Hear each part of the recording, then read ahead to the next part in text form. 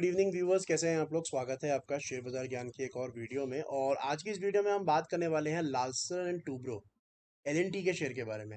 2203 आज के सेशन में क्लोजिंग 2200 के ऊपर एक बार फिर से स्टॉक निकलता हुआ दिख रहा है। और ये वीडियो जो होने वाली प्योरली एक टेक्निकल एनालिसिस के बेसिस पे होने वाली है।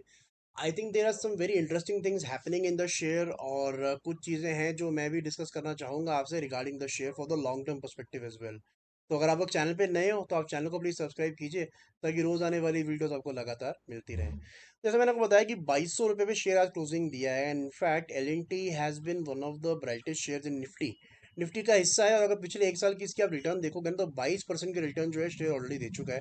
जबकि पूरा निफ्टी जो है, अगर आप लास्ट ईयर से भी कंपेयर करेंगे तो शायद नेगेटिव रिटर्न या फिर फ्लैट रिटर्न के ऊपर में काम कर रहा है। तो एक होता है आउट परफॉर्मेंस, एक आउट एंड आउट जिसको बोला था 22% से बीट कर रहा है ये, अगर आपका फ्रंट लाइन इंडेक्स है उसको, तो डेफिनेटली स्टॉक के ऊपर में ध्यान देना तो बनता ही है। अगर चार्ट्स को देखेंगे सो आई थिंक चार्ट्स के ऊपर में एक अच्छा हेड एंड शोल्डर पैटर्न बनते हुए यहाँ नजर आ रहा है। अगर आप देखोगे तो दिसंबर 2022 में इसने एक टॉप बनाया था यहाँ पे around the levels of 2200, 2211 to be honest. 2211 इसका जो एग्जैक्ट लेवल है 2211 है। और उसके बाद में इसका जो हेड है वो बनाया अराउंड द लेवल्स ऑफ इसका all time high, that is 2297। इसको आप 2300 भी मान सकते हो। 2300 करीब इसने अपना हेड बनाया, और इसका जो राइट शोल्डर अब बन रहा है ना, यहाँ पे बन रहा है। और मुझे लगता है कि अगर ये 2211 के ऊपर निकलता है दोबारा, तो ये एक हेड एंड शोल्डर पैटर्न का ब्रेकआउट बनते हुए दिखेगा। और 2211 के बाद अगर ये जाएगा तो it is very well likely to make an all time high again. तो 2300 के पार भी ये स्टॉक जो है निकलता हुआ नजर आपको आ सकता है। इसके पीछे परफॉर्मेंस के पीछे कोई ऐसा कारण नहीं है, it is just in a very good strong up trend. हालांकि मेरा थोड़ा सा व्यू डिफरेंट है इसके अंदर में।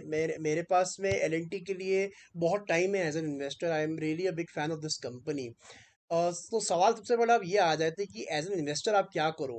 क्या आपको इन लेवल्स पे निवेश करना चाहिए? I don't think so. आपको इन लेवल्स पे निवेश करना चाहिए। I think it is very expensive, क्योंकि एल का अगर आप इतिहास देखोगे, सो ये एक मीडियम मूवर है। It is not a stock जो मल्टी बैगर बन जाता है और 100 रुपये का स्टॉक 500 रुपये हो जाता है एक साल के अंदर में। ऐसा कुछ नहीं है। ये बड़ी कंपनी है, लार्ज कैप कंपनी है। तो जब भी लार्ज कैप कंपनी इतना बड़ा मूव आपको दिखाए ना, थोड़ा सा आपको वहाँ पे अटेंटिव हो जाना है। Because if you take for example 2014-15 का मूव, या फिर उससे पहले भी अगर आप 2010-11 का मूव देखोगे, आपको इतना बड़ा गैप 20 और 200 मूविंग एवरेज के बीच में देखने को नहीं मिलेगा। ये गैप मेरे को पसंद क्यों नहीं है? बिकॉज यहाँ से अगर आप पास्ट डेटा उठा के देखोगे, तो मैं पहले ही बता चुका हूँ कि जब भी ये गैप बहुत ज़्यादा बड़ा हो जाता है ना, वहाँ से ट्रेंड रिवर्सल आता है, और बहुत शार्पली आता है। ठीक है। सो ये जो अभी 2200 पे हेड एंड शोल्डर पैटर्न का ब्रेकआउट दे रहा है वो ठीक है। यहाँ से हो सकता है 10% और चल जाए, 2400-2500 रुपये भी चले जाए स्टॉक। लेकिन यहाँ पे जो लोग खरीद रहे हैं ना लंबे समय के लिए, वो मुझे थोड़ा सा चिंता देता है। आई थिंक यहाँ पे आपको थोड़ा सा you have to be very careful. और मुझे लगता है कि एल के अंदर में लंबे समय पे अगर आप इन लेवल्स पे खरीदोगे, तो हो सकता है आने वाले सालों में आपका उतना पैसा ना बने। बिकॉज जैसे मैंने आपको बताया, ये शेयर उनमें से है जो एक साल का आपको 7-8-10%, 12% दे देता है। It's a large cap share. अगर मेरे से पूछा जाए कि कहाँ पे खरीदना चाहिए एल मैं तो हमेशा बोलता हूँ कि जितने भी अच्छे ब्लू चिप शेयर्स हैं, उनको अपनी 200 वीकली मूविंग एवरेज के आसपास ही खरीदना चाहिए, जो कि अभी चल रही है 1500 रुपये के करीब। और अगर आप इसके ऊपर 10-15% भी ऊपर आप लेना चाहते हो, तो लगभग 1700 रुपये तक का लेवल बनता है, जो कि एक डिसेंट बाय है। That is not a great buy, but एक डिसेंट बाय है एल के लिए। आपको पैसा कमाना है तो राइट। इन लेवल्स पे ऊपर की तरफ आप खरीदोगे तो फंसने का चांसेस ज़्यादा है। बात करेंगे अगर सपोर्ट की, तो आई think there is a very strong support in L नीचे की तरफ अराउंड दी लेवल्स ऑफ 2050। 2050 का एक बहुत स्ट्रॉन्ग सपोर्ट है। तो जो लोगों ने इसको ले रखा है 1400-1500 रुपये से, जो लोग इसको लेके बैठे हैं और they are now looking for an exit window, तो मुझे लगता है आपको अब धीरे धीरे धीरे अपना स्टॉप लॉस जो है वो ट्रेल करना चाहिए। जो मैंने आपको फॉर्मूला पहले ही बताया, रेड ग्रीन ग्रीन का, कि whenever there is a red candle followed by 2 green candles, आपको अपना स्टॉप लॉस वहां शिफ्ट कर देना है।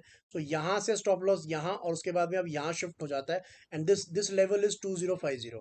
सो आई थिंक 2050 का आपको एक लेके चलना चाहिए सपोर्ट लेवल। और अगर वो टूटे तो आपको निकलना चाहिए। फिलहाल लगता नहीं है, it is very strong, looking extremely strong एल। सो जब तक चल रहा है you should be part with the markets. मेरा only caution, only thing that I am repeating again and again, कि लंबे समय के लिए इधर निवेश ना करो। स्विंग ट्रेडिंग कर लो, अगर आपने नीचे की तरफ में खरीदा हुआ है तो ट्रेल करते चलो, but don't think of investing in L for 5 years at 2200। That is my only point. तो ये था मेरा वीडियो ऑन एल दोस्तों। अगर आपको सारे पॉइंट्स क्लियर आउट हो गए, आई होप सो। अगर आपको कोई सवाल है तो आप कमेंट सेक्शन में डाल सकते हो। हफ्ते के एंड में एक वीडियो बना के उसके ऊपर में सारे जवाब हम दे देंगे।